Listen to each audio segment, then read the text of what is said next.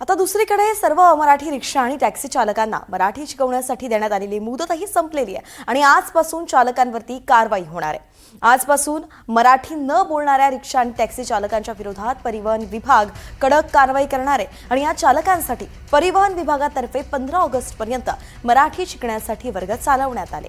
यानंतर आजपासून कारवाई करणार असं परिवहन मंत्री प्रताप सरनाईक यांनी स्पष्ट केलेलं आहे। रिक्षा चालकांना प्रवाशांसोबत मराठीतच बोलण्याचं बंधनकारक आहे। परिवहन विभागाकडून रिक्षा चालकांची चाचणी घेण्यात येणार आहे। मराठी आली नाही तर चालकांना 1 महिन्याची नोटीस देण्यात येईल आणि त्यानंतर सुद्धा मराठी बोलता आलं नाही तर या रिक्षा चालकांवरती कारवाई करण्यात येणार आहे।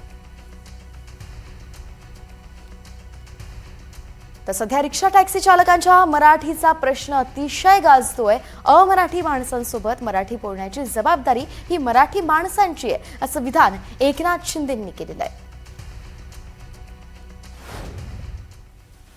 मगाशी उदय सामंत म्हणाले रिक्षा चालक रिक्षा मी देखील कधी काळी रिक्षा चालवली याचा मला अभिमान आहे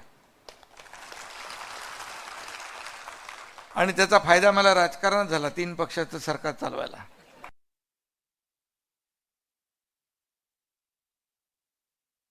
अनेक जण याला मराठीची सक्ती म्हणतात पण ही मराठीची सक्ती नाही तर मराठीची भक्ती आहे।